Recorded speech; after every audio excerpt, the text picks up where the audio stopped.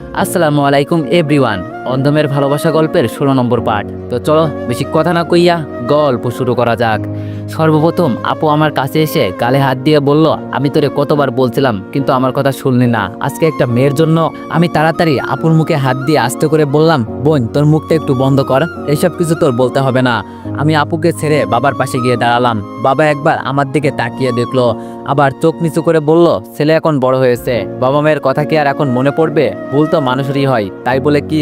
আমি বাবাকে থামিয়ে দিয়ে বলে উঠলাম, যখন বিপদ আসে তখন প্রিয়জন কেন বাবা মাই পাশে থাকে না, তখন সেখানে একা থাকার শূন্যতা অনুভব করি। সেই দিন তো আমার পাশে কেউ ছিল না, কেউ এটা বলে নাই যে দ্বিতীয়বার যেন এই ভুল আর না হয়। তিলে তিলে পুরে আমি যেই কষ্ট পেয়েছি আমি নিজে বলতে পারি। থাক এইসব শুনে তোমরা আর কি করবে, তোমাদের কাছে তো আমি মৃত। পিছন থেকে আপু আমাকে ধমক দিয়ে বলল, দীপু এসব কি শুরু করলি তুই বাবার সাথে? বাবা খাবার টেবিল থেকে উঠে আমার কাছে আসলো, তবে বাবার চোখ কিছু বলার চেষ্টা করছে। খুব অসহায় নজরে বাবা আমার দিকে তাকালো। বাবার গায়ে কালো রঙের একটা শার্ট, এটা দেখে আমার মনে হয়েছে যে এই শার্টটা আমার কাছে খুব ফেভারিট ছিল, কিন্তু এটা বাবার গায়ে কেন? আমাকে অবাক করে দিয়ে বাবার টি শার্ট থেকে 100 টাকার নোট বের করে টাকার উপরে চেয়ে বলল, মনে পড়ে ওই দিনের কথা, যেদিন তুই আমার কাছে 100 টাকা চেয়েছিলি? আমি দিয়েছিলাম কিন্তু তুই রাগ করে রেখে গেলি, আর এরপর থেকে তো তোর সাথে আর দেখাই হয় নাই। তুই চলে যাওয়ার পর আমরা সবাই তোর শূন্যতা বুঝতে পেরেছি। এভাবে তোকে দূর করে তাড়িয়ে দেওয়া আমাদের মোটেও ঠিক হয় নাই। তুই বেঁচে আসোস এটাই অনেক, আমাদের আর কিচ্ছু লাগবে না। মাঝে মাঝে তোকে মনে করে এই টি শার্টটা গায়ে দিই, খুব মনে পড়ে রে তোর কথা। এখনো কি বাবার উপর থেকে তোর রাগ কমে নাই? কথাগুলো বলতে বলতে বাবার চোখ থেকে 2 ফোঁটা জল গড়িয়ে পড়লো। আমি বাবাকে জড়িয়ে ধরে বললাম, বাবা আমাকে মাফ করে দাও, আমার মোটেও এমন করা ঠিক হয় নাই তোমাদের সাথে, কিন্তু কি করব বলো, এছাড়া আমার কাছে কোনো উপায় ছিল না। তোমরা সবাই আমাকে দূর করে দিলে, তাই একটু রেগেছিলাম। বাবা আমাকে ছাড়িয়ে বলে উঠলো, তুই ফিরে এলি আমরা অনেক খুশি, আর কিচ্ছু লাগবে না। এবার আমি বাবাকে ছেড়ে ভাবির কাছে গেলাম, তবে ভাবির মুখে আমি রাগের ছাপ দেখতে পাচ্ছি। আমি যদি কোনো অপরাধ করতাম সবকিছু ভাবির কাছে বলতাম, কিন্তু এই কথাটা কখনো বলে নাই, কারণ তখন আমার নিজের ভিতরেই অনেক ভয় ছিল। ভাবির হাত ধরে হাতে একটা চিমটি দিয়ে বললাম, কি মহারানী আমার উপর রাগ করছেন, আমার সাথে কথা বলবেন না? উল্টো ভাবি আমাকে ঝাড়ি দিয়ে বলল, তুমি আমার সাথে কোনো কথা বলবে না, আমাকে তো ভুলেই গেছো। অন্তত এই কথাগুলো আমার কাছে স্বীকার করতে পারতে, বলতে পারতে। আমি থাকতে তুমি কোনো বিপদে পড়েছ, আমি সাবধান করে দিই নাই তোমার সবকিছু? ভাবির কথা শুনে শুধু মুচকে একটা হাসি দিলাম, আর বুঝিয়ে দিলাম যেখানে আমার পরিবারই কেউ আমাকে বিশ্বাস করে নাই, আর তুমি তো পরের ঘরের মেয়ে। এর মাঝে পিছন থেকে ভাইয়া আমাকে জড়িয়ে ধরে বলল, সরি রে, আমাকে মাফ করে দিস। আমি বললাম, আরে দূর, তোদের কারোর উপর আমার কোনো রাগ নেই। সবার সাথে রাগ মিটমাট করে নাস্তা করে রুমে গেলাম, কিন্তু গিয়ে দেখি বিছানার উপর একটা মেয়ে শুয়ে আছে। দেখে বুঝে গেছি এটা যে বন্যা। আমি দাঁড়িয়ে থেকে বন্যাকে বলে উঠলাম, কিরে কি খবর তোর, কেমন জীবনযাপন যাচ্ছে এখানে? বন্যা আমার প্রশ্নের কোনো উত্তর দেয় নাই। বিছানা থেকে উঠে কিছুক্ষণ আমার দিকে তাকিয়ে দেখলো, পরে ঠাস ঠাস করে আমার গালে 2টা চড় দিল। ছোট্ট একটা অ্যাড চলবে, সবাই স্কিপ করতে পারো। ওয়ানেক্স হচ্ছে সবচেয়ে বিশ্বস্ত বুকমেকার, যা পিএইচডি এবং সিরিয়া অ্যাপের অফিসিয়াল পার্টনার। এই অ্যাপসে আপনি cricket, football, tennis live match দেখতে এবং তাদের স্কোর ভবিষ্যৎবাণী করে সহজেই অর্থ উপার্জন করতে পারবেন। সেই সাথে বিএমডব্লিউ গাড়ি, আইফোন, ল্যাপটপ এবং আরও অনেক নগদ পুরস্কার জেতারও সুযোগ রয়েছে। এই অ্যাপটিতে আপনি crash crystal, under and over 21 ইত্যাদি গেম খেলে সহজেই আয় করতে পারবেন। আপনি বিকাশ, নগদ, রকেট ব্যাংক, ক্রিপ্টো, পেপল এবং অন্যান্য সহজ পদ্ধতির মাধ্যমে সহজেই আপনার জেতা টাকা তুলতে পারবেন।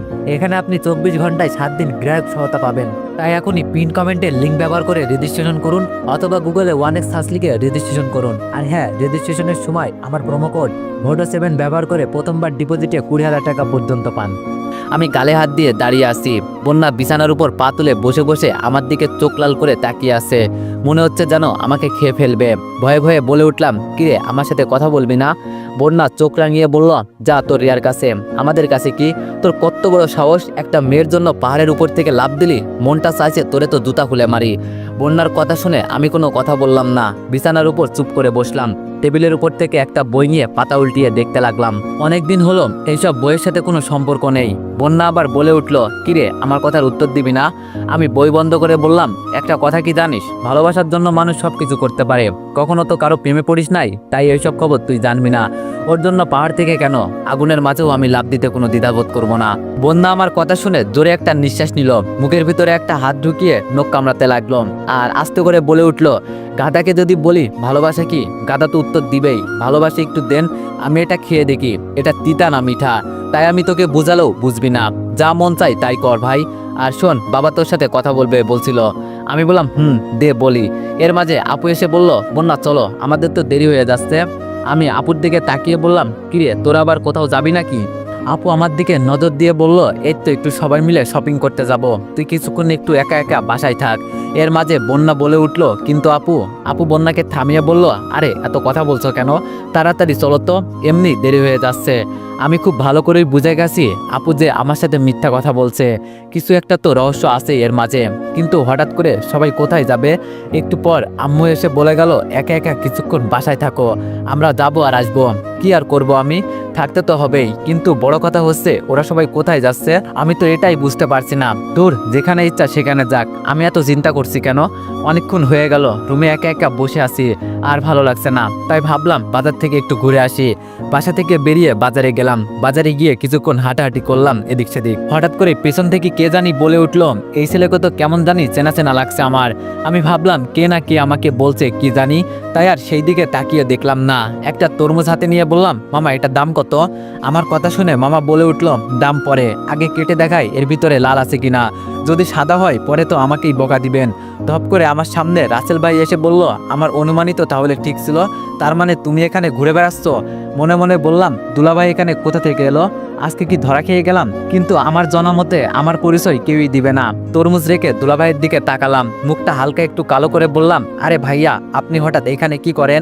রাসেল বলল, আমার কথা বাদ দাও, তুমি এতদিন কই ছিলে আগে সেটা বলো। খুব রিকোয়েস্ট করে আমার বোনের বডিগার্ড করলাম তোমাকে, আর তুমি একদিক থেকে পরে নাই হয়ে গেলে ব্যাপার কি? চাকরি করার ইচ্ছা আছে নাকি নাই? যে কোনো একটা মিথ্যা কথা বলে আগে নিজেকে বাঁচাতে হবে, এখন এই মুহূর্তে ফেসে গেলে চলবে না, সামনে আরো অনেক পথ আছে, সেগুলো তো পাড়ি দিতেই হবে নাকি? তাই মিথ্যের আশ্রয় নিয়ে আমি বলে উঠলাম, আসলে ভাইয়া গ্রামে আমার এক বন্ধু মারা গেছে, হঠাৎ করে খবর এলো যে ও মারা গেছে, তাই তাড়াতাড়ি যেতে হবে। পরে যে কি করব কিছুই চিন্তা করতে পারছিলাম না, তাই কাউকে না জানিয়ে গ্রামের বাড়িতে চলে গিয়েছিলাম, আর আজকে মাত্র গ্রাম থেকে এসেছি। রাসেল বলল, সে না হয় বুঝলাম, কিন্তু তুমি তাহলে এখানে কি করো আমাদের বাসায় না গিয়ে? আমি বললাম, যাবই তো, কিছু কিনে নেওয়া যাওয়া লাগবে না, এভাবে খালি হাতে যাব, এটা কেমন দেখায় না? জাস্ট একটু যুক্তি দিলাম, নইলে যদি আবার সন্দেহ করে। রাসেল ভাইয়া আমাকে একটা ধমক দিয়ে বলল, চলো আমার সাথে, তোমাকে বলছি কিছু নিয়ে যেতে, জোর করে আমাকে সাথে করে নিয়ে যাচ্ছে। রাসেল যেতে যেতে বলল, আজকে আমাদের বাড়িতে বিশেষ খুশির একটা দিন, তুমি এসেছো অনেক ভালো হয়েছে।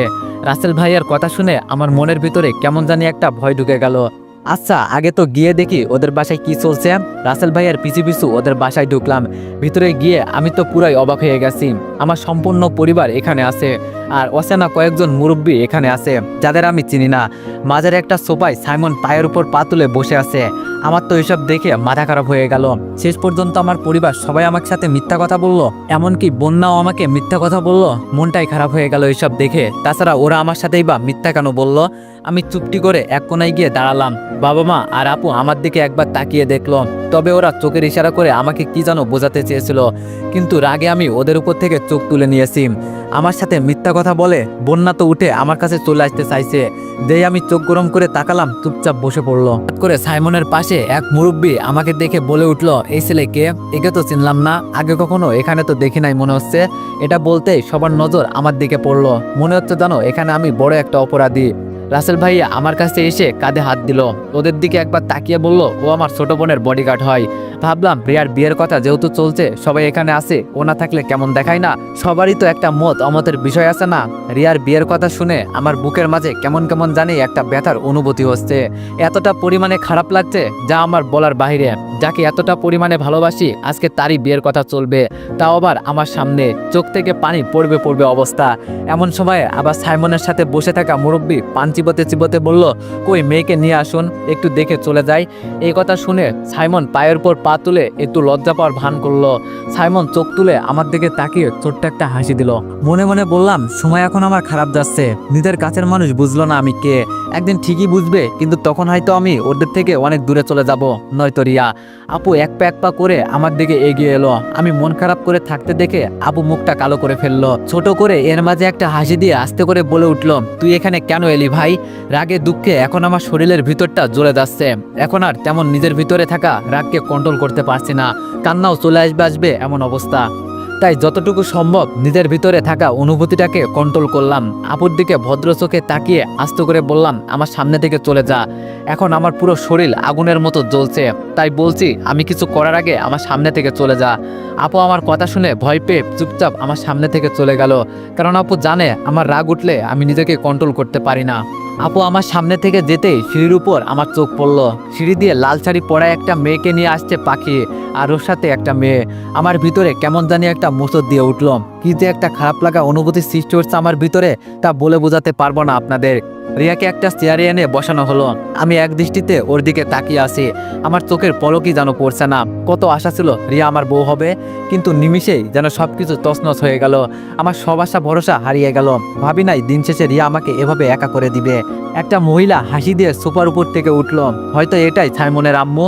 শাড়ির আঁচল মাথায় দিয়ে বলল, মেয়ে আমাদের আর দেখা লাগবে না, কত দেখেছি আমাদের ছেলের সাথে। পাশ থেকে রাসেল সামনে এগিয়ে এলো, এসে ওর বোনের পিছনে দাঁড়ালো। কি জানি একটা চিন্তা করে বলে উঠলো, আমার একটাই বোন, আগে দেখছেন কি দেখেন নাই সেটা আমি জানি না, এখন ভালো করে দেখে নেন যেন কোনো সমস্যা না হয়। মহিলাটা এসে রিয়ার ঘুমটা তুলে ধরলো আর বলে উঠলো, মাশাআল্লাহ, এত সুন্দর মেয়ে আমাদের খুব খুব, কি বলবো, এতটা পরিমাণে যে পছন্দ হয়েছে বলার বাইরে।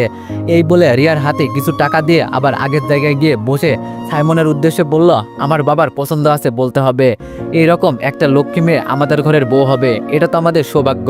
উত্তরে রাসেল বলে উঠলো, এভাবে বলবেন না, বলেন আমাদের সৌভাগ্য ছিল যে আমরা এত বড় ঘরে আত্মীয় করতে পারছি। এখানে রিয়ার বাবাকে দেখতে পারছি না, হয়তো কোথাও ব্যস্ত আছে। আমার চোখ থেকে এক ফোঁটা জল গড়িয়ে পড়ার আগেই আমি পিছন ফিরে মুছে ফেললাম। সবার নজর রিয়ার দিকে থাকলেও একজন আমার দিকে তাকিয়ে আছে। ও বুঝে গেল যে আমি কান্না করছি। পাখি রিয়ার পাশে দাঁড়িয়ে আছে ঠিকই, কিন্তু আমার উপর থেকে ওর চোখ সরছেই না, আড়াল চোখে আমার দিকে তাকিয়ে আছে। আমি তো রিয়ার দিকে এক দৃষ্টিতে তাকিয়ে আছি। কত সুন্দর লাগছে ওকে, কত আশা ভরসা ছিল রিয়া আমার বউ হবে। আর এখন রিয়া লাল শাড়ি পরে বসে আছে, তবে সেটা আমার জন্য নয়, অন্য কারোর জন্য। রিয়া কিভাবে পারলো আমার সাথে এইরকম বেইমানি করতে? হয়তো এখন আমাকে একেবারেই ভুলে গেছে। সাইমন আস্তে করে ওর বাবাকে বলে উঠল, বাবা এভাবে চুপ করে বসে আছো কেন, কিছু তো বলবে নাকি? আমার আম্মু আমার দিকে তাকিয়ে আছে, মনে হয় কিছু বলতে চাইছে আমাকে, কিন্তু আমি সেই দিকে তাকালাম না। সবাই মিথ্যা কথা বলে আমার সাথে বেইমানি করেছে। কি অপরাধ করেছে আমি? আমার অপরাধ কি এটাই যে আমি রিয়াকে ভালোবাসি? এর মাঝে সাইমনের বাবা বলে উঠল, আপনারা যদি রাজি থাকেন তাহলে আমরা এই শুক্রবারেই আপনাদের মেয়েকে তুলে নিয়ে যেতে চাই। এই বলে রিয়া আড়াল চোখে আমার দিকে তাকালো। আমার চোখে হালকা হালকা পানি জমে গেল। রিয়া আমার থেকে দৃষ্টি সরিয়ে নিচে তাকিয়ে আছে। তবে আমি রিয়াকে দেখে বুঝে গেছি ও অনেক খুশি আছে। বুঝে গেছি যে এই বিয়েতে ওর তাহলে মত আছে। রাসেল রিয়ার মাথায় হাত দিয়ে বলে উঠল, তোমরা এখন একে নিয়ে ভিতরে চলে যাও। আর সাইমন, তুমি কি আলাদা করে রিয়ার সাথে কথা বলতে চাও? সাইমন খুশি হয়ে বলল, বলতেই তো চাই, কিন্তু। রাসেল বলল, কোনো কিন্তু শুনতে হবে না। রাসেল ভাই পাখিকে উদ্দেশ্য করে বলল, এই তোর ভাইকে নিয়ে যা তো পাখির রুমে। দেখতে দেখতে ওরা আমাদের চোখের সামনে থেকে চলে গেল। রিয়ার আম্মু বলে উঠল, আপনারা যদি রাজি থাকেন তাহলে আমরাও রাজি, কি বলেন সবাই? উত্তরে সবাই হ্যাঁ বলে দিল। আপু আমার মুখের দিকে তাকিয়ে আছে। রাসেল ভাইয়া আমাকে প্রশ্ন করলো, কি তুমিও তো আমাদের পরিবারের একজন, তা তোমার মতামতটা একটু প্রকাশ করো আমাদের সাথে। সাইমনের বাবা মা একটু বিরক্ত চোখে আমার দিকে তাকিয়ে দেখলো। ওরা হয়তো ভাবছে একজন বাইরের ছেলে আর কি বলবে। আমার মুখ দিয়ে কোনো কথাই যেন বের হতেই চাচ্ছে না, তাও নিজের গলায় জোর দিয়েই বললাম, জি আমি আর কি বলবো, আপনারা হলেন গুরুজন, আপনারা যা ভালো বোঝেন তাই করুন। রাসেল একটা হাসি দিয়ে বললাম, এখন তাহলে ঠিক আছে, সবাই সবার মতামত দিয়ে ফেলেছে, তো এই বিয়ে এই শুক্রবারই হবে। আর আমি অনেক অনেক সরি বাবার পক্ষ থেকে। বাবা আসলে এই মুহূর্তে বাইরের এক দেশে আছে, আর 1-2 দিনের ভিতরে চলে আসবে। আর বাবারও এই বিয়েতে মত আছে, আপনাদের সেটা নিয়ে কোনো চিন্তা করতে হবে না। আমি পা বাড়িয়ে উপরে চলে যাব। এমন সময় রাসেল ভাইয়া বসে উঠলো, কই যাচ্ছ তুমি, কিছু খেয়ে দাও। আমি মিথ্যা একটা হাসি দিয়ে বললাম, না ভাইয়া আমি খেয়ে আসছি, এখন একটু রুমে যাব, শরীরটা অনেক ক্লান্ত লাগছে। কারোর দিকে না তাকিয়ে এই বলে সিঁড়ি বেয়ে উপরে উঠতে লাগলাম। রিয়ার রুমের বাইরে পাখি দাঁড়িয়ে আছে, ওর দিকে আমার চোখ পড়তেই মাথা নিচু করে আমি উপরে উঠে যাচ্ছি। সরাসরি রুমে গিয়ে ওয়াশরুমে ঢুকে ইচ্ছা মতো কান্না করে ভিতরে থাকা কষ্টগুলো দূর করতে লাগলাম। তাও যেন নিজেকে হালকা করতে পারছি না। কষ্টগুলো কেমন যেন আবার ভিতর থেকে সরতেই চাচ্ছে না। মনে হচ্ছে যেন বুকের ভিতরে কষ্টগুলো আরও বেড়েই যাচ্ছে। কান্না করতে করতে কখন যে ওয়াশরুমে পড়ে ঘুমিয়ে গেলাম বলতে পারি না। ঘুম থেকে উঠে দেখি আমি বিছানার উপর শুয়ে আছি, আর আমার পাশে আমার আপু আর বন্যা বসে আছে।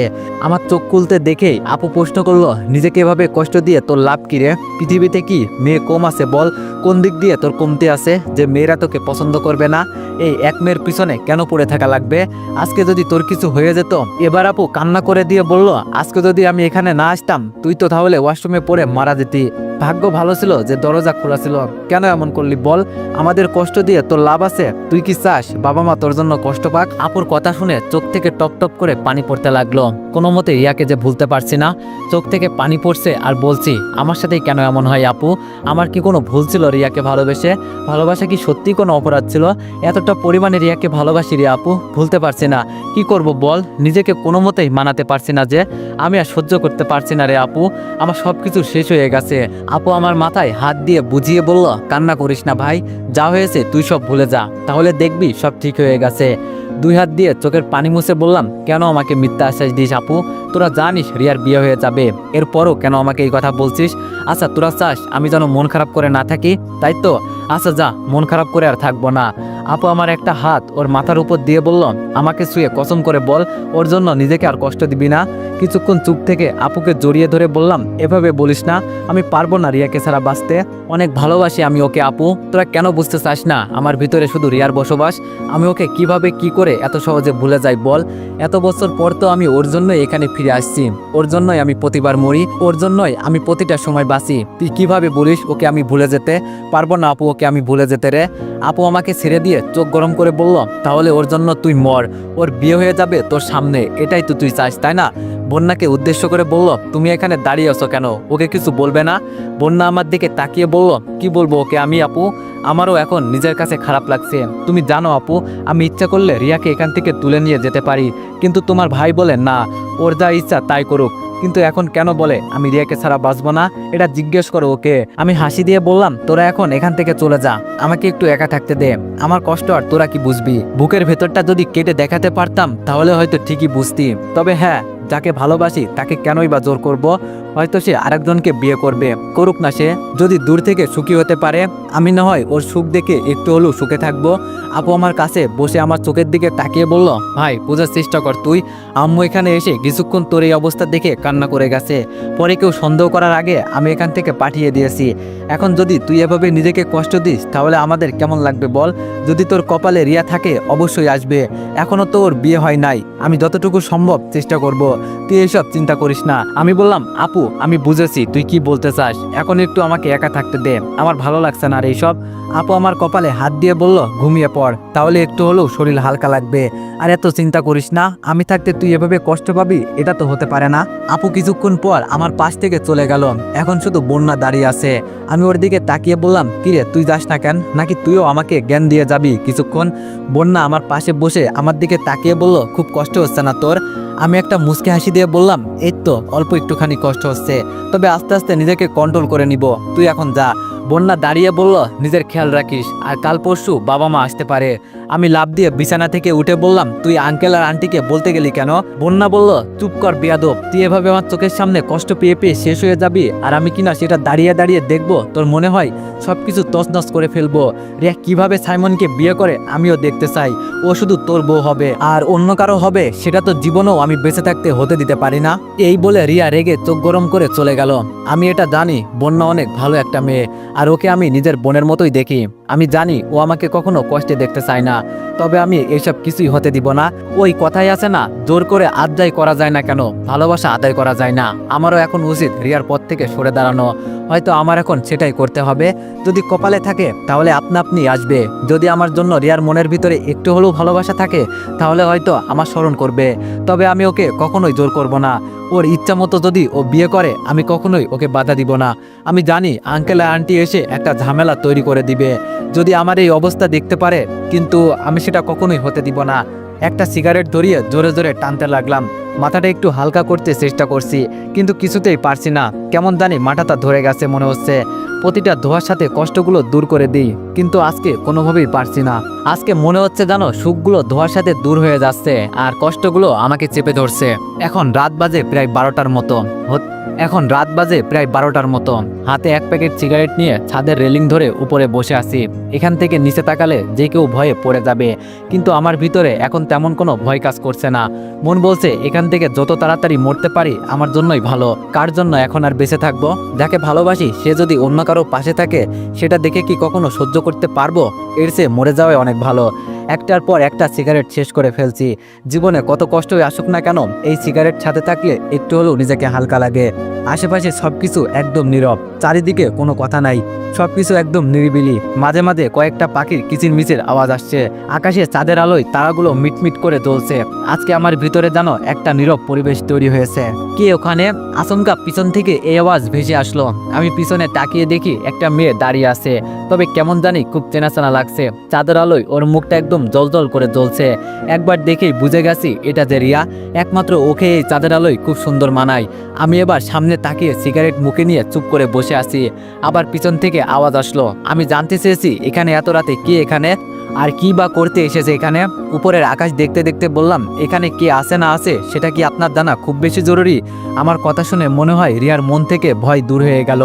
আস্তে আস্তে রিয়া আমার দিকে এগিয়ে আসলো। আমার কাছে এসেই ফোনের লাইটটা আমার মুখের দিকে ধরলো, আর সাথে সাথেই রিয়া আমার মুখ থেকে সিগারেট নিয়ে নিজে ফেলে দিল। আমি ওর দিকে বিরক্ত নজরে তাকিয়ে বললাম, এই একটা জিনিসই ছিল আমার জীবনের সাথী, সেটাও নিচে ফেলে দিলে? আর কি চাও তুমি আমার কাছে? যদি বলো বুকের ভিতরে সবকিছু কেটে দিতে পারি, লাগবে তোমার? আমার কথা শুনে রিয়া কিছু বলল না, আমার হাত ধরে আমার সাথে উপরে বসলো। আমি তাড়াতাড়ি বলে উঠলাম, এই তুমি কি করছো? পড়ে যাবে তো, এখনই নিচে নামো বলছি। রিয়া আমার একটা হাত ধরে আমার মুখের দিকে তাকিয়ে বলল, নিজেকে এভাবে কষ্ট দিচ্ছ কেন? আমি রিয়ার কথা শুনে একটা হাসি দিলাম। সত্যি এখন বুক পেটে হাসি আসছে। যার জন্য এত কষ্ট পাচ্ছি সে আজ বলছে নিজেকে এত কষ্ট দিচ্ছ কেন। বিষয়টা আমার কাছে খুব হাস্যকর মনে হচ্ছে এখন। রিয়া আবার আমার দিকে তাকিয়ে বলল, কি হলো? আমি তোমাকে কিছু বলছি আর তুমি এভাবে হাসছই বা কেন? আমি মন খারাপ করে বললাম, যার জন্য খাল কেটে কুমির আনলাম আর সেই বলছে খাল কেটে কুমির আনলে কেন? বিষয়টা কেমন দেখায় না? রিয়া আমার কথা শুনে কিছুক্ষণ আমার দিকে তাকিয়ে দেখল। হঠাৎ করে রিয়া বলে উঠল, তোমার পথ আর আমার পথ এখন অনেক আলাদা, তাই বলছি আমাকে ভুলে যাও। আমি তো তোমাকে আগেই বলছি এটা আমার নতুন জীবন। আমার চোখ ভালো হবার সাথে সাথে আমি অতীতে সবকিছু ভুলে গেছি, কিছু মনে নাই আমার অতীত সম্পর্কে।